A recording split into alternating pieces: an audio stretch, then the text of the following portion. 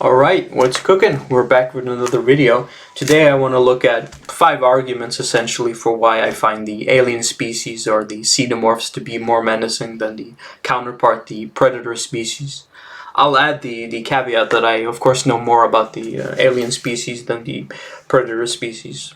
Although of course I've watched all the movies and looked at some of the comics, and I've even watched the 2018 The Predator, which oh boy, that's not the best movie.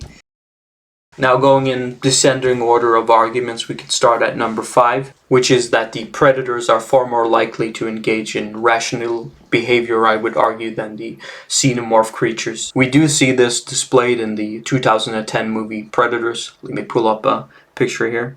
We see here from the picture that a member of the predator race has essentially been outcast by another fraction of the predators, thus opening the way for some sort of negotiation leverage, which we see utilized here by the character of Royce in the film. He persuades the captive predator, which we see here on the right, to give transport to Earth in exchange for the creature's release. Interestingly, the aspect of the rational behavior of the predators must be known to the predator species itself, because in the way they react with the xenomorph species, they don't try to impose control as we see done by the humans, for example, to disastrous effect.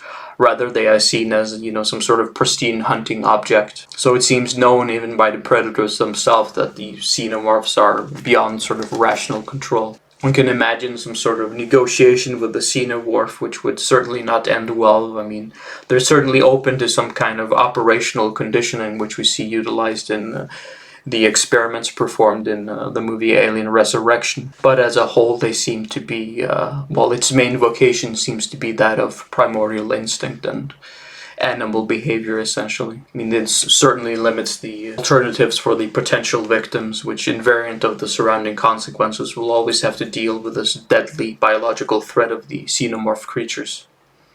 There's no meddling out of the situation. Now, for number 4, as to why I find the xenomorphs to be more menacing, I'll argue that the consequences or the situation as a whole of being taken by the xenomorph seems far more terrifying than being held captive by the predators or killed.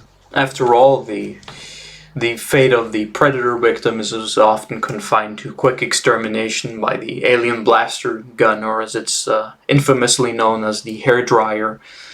I'll pull up a picture here. It's quite funny looking.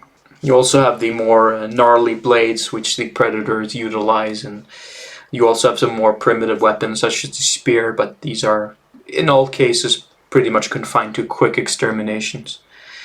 The worst case scenario, however, I would argue would be the technique that the predators utilize, such as the skinning, where all the skin is removed from the victims. It's often done to the the lesser warriors or the easy victims for the predator race, and this is done both while the victims are alive or if they are dead, essentially post-mortem, right?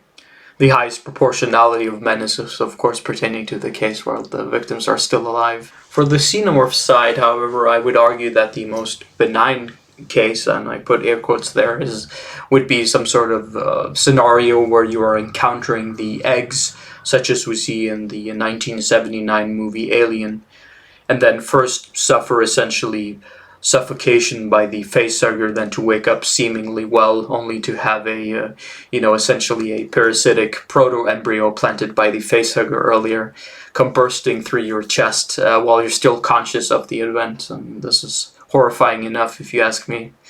Alternatively, you may be killed by the xenomorph creature itself, either through, its sort of attack tail, or through the second set of jaws which it has, and it also, some xenomorphs also utilize the acid spit as a sort of blinding mechanism as well.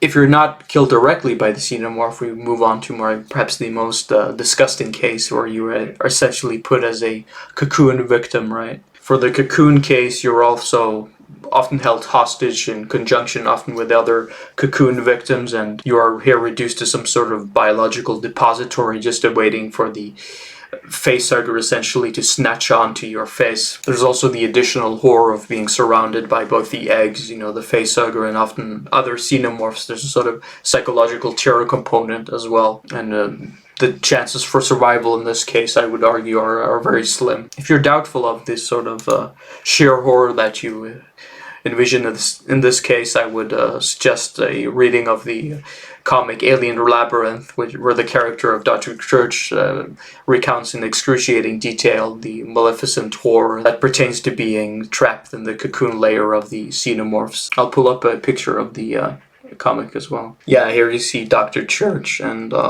this is the cover of the comic book. I really recommend reading it as well. So it's very good. For number 3, I'll argue that there is some sort of innate horror in the xenomorph creature itself. It's certainly not limited by technology in the same way that the predator race is. Its weapons are its sort of own biological makeup, from the deadly acid blood to the muscle tail that you see penetrating victims. For the predators, I would argue that there is an over-reliance in terms of cloaking technology, for example, and the other technological weapons. And even worse is if the cloaking technology gets into the hand of the victims, that certainly levels out the playing field. I mean, there's no equivalence for the xenomorph scenario. You're not going to become a xenomorph suddenly and use it against the xenomorphs. We can therefore conclude that the reliability of technology is much higher within the predator creature race.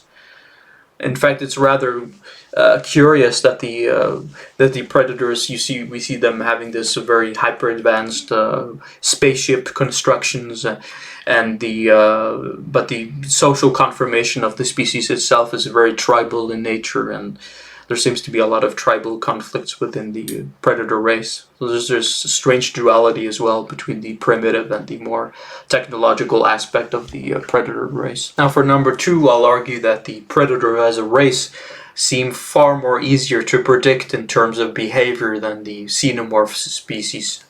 After all, we see the predators playing according to the general hunting tactics, including tracking its prey and also wounding its prey to slow it down. And it's also highly emphasized right in the 1987 movie Predator with Arnold Schwarzenegger, where we see the character of Dutch very successful in predicting how the predator is going to adapt in the end. And he also successfully cloaks himself using just like a primitive mud, thus rendering, the cloaking apparatus of the predator essentially useless. Again, we see the highly emphasized bonding of the technology with the predator species. It's also revealing in the 2010 Predators that we see, although the predators species as a whole is adapting through you having hunting seasons and meeting different sorts of opponents and learning their tactics, it's still possible for the victim, in this case humans, to get an edge over the predators essentially through, observing its behavior. And of course, if you manage to kill one predator, then you can use its cloaking device, thus rendering it less effective as a killing machine. We can counter this from the xenomorph side, where we see a wide variety of adaptations, such as climbing through ventilation shafts, operating elevators, disguise, and constructing very elaborate plans, even sacrificing its own members of its own species, which we see in the Alien Resurrection movie, in order to escape. The xenomorphs are also, faster and stronger than the predators, as well as being able to take more damage than the predators, due to their strong exoskeleton, I would presume. Although they lack the full invincibility of the predators, they do have like a completely dark exterior, which they may use through advanced tactics such as camouflage. They'll often find them lurking behind their potential victims and then stab them with their tail section. To be fair, I'm not saying that it's impossible for the predators to kill the xenomorphs. In fact, there is sort of a very high reverence among the species itself for the xenomorph creature. I'm just saying that they seem better equipped and more terrifying, hence more menacing in direct encounters. Finally, for the first reason as to why I find the xenomorphs to be more menacing than the predator species is the fact that the xenomorphs are constructed by nature to kill, versus killing as part of a sort of exotic hunting trophy game. This certainly strikes me as one of the major reasons why I find them more menacing, is the fact that they are so reliant on their given biological program to kill and reproduce at all cost. I mean, they're essentially constructed to be this extremely menacing biological weapon. And although the humans may be considered a sort of worthy trophy target for the predators, well, the humans that are deemed worthy warriors essentially by the predators, for the alien creatures, however, they are nothing more than what, like a sort of open depository for them to further reproduce. And after they've done reproducing, the host, essentially, the depository humans are just left to be dead. Yeah, so that's my list of the top 5 reasons as to why I find the xenomorphs to be more menacing than the predator species. If you have any comments, suggestions, you can leave them below, or if you have any more reasons as to why you find the xenomorphs more menacing, or perhaps you find the predators to be more menacing, you can also leave that below. I mean, it's certainly a subjective list from my side, but I hope it's been somewhat insightful.